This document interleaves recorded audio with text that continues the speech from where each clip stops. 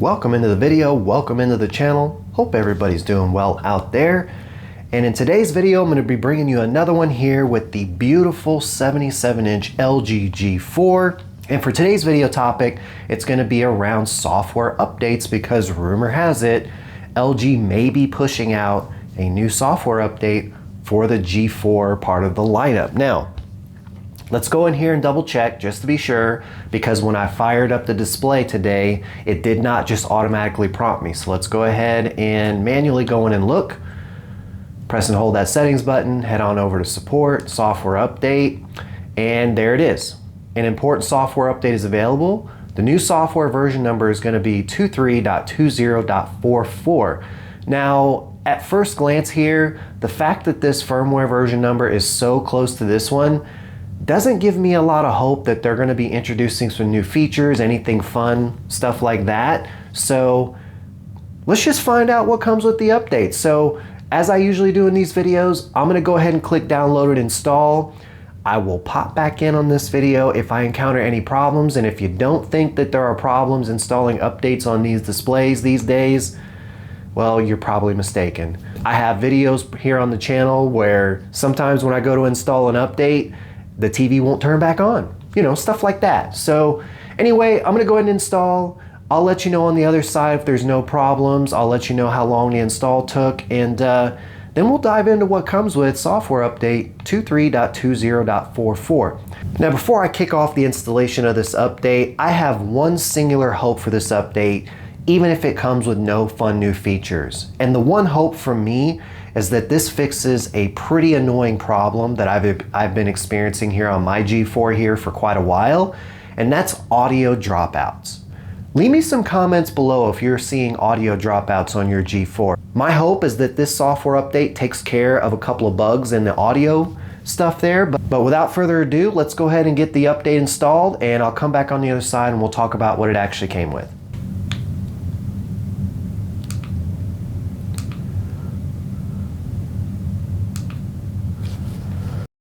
All right, it stayed stuck on 99% for about a full minute, maybe 2 minutes, but outside of that, the install was relatively painless. It took about a total of 5 minutes, but it seemed like about half of that, it was on 99%.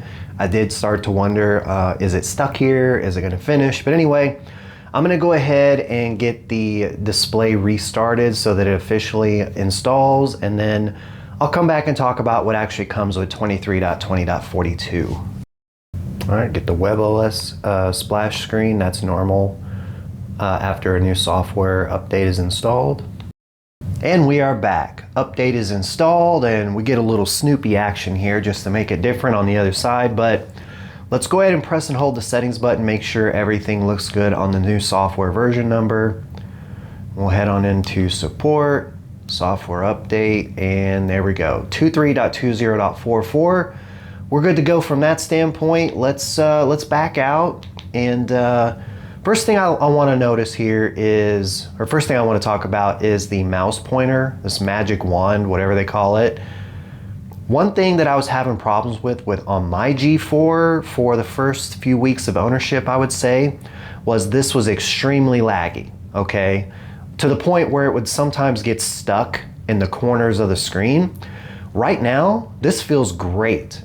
Now, I also noted in the last software update video that the prior software update did make some improvements to the smoothness of the mouse pointer. In the first few moments of .44 installed, this feels even better. Like, this feels on par with my 77-inch LG C2, which if you're new to the channel has been featured a lot on my channel, especially for these software updates. And one thing that I always loved about that display, which I still have it, I still use it on a daily basis, but one thing that I loved about that display compared to this one was how precise the wand functionality was. And now this one feels on par with that, which is awesome. But anyway, let's go over to picture. I'm not anticipating any changes here, by the way. See vivid, okay, any new modes? Okay, no new modes. Let's go down to advanced settings. We'll head on into brightness, and nothing really going on there.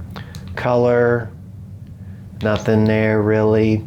So I'm not really seeing anything new here on the surface. As a matter of fact, let's go to general and let's check out, see if there's anything new. There's nothing going on here.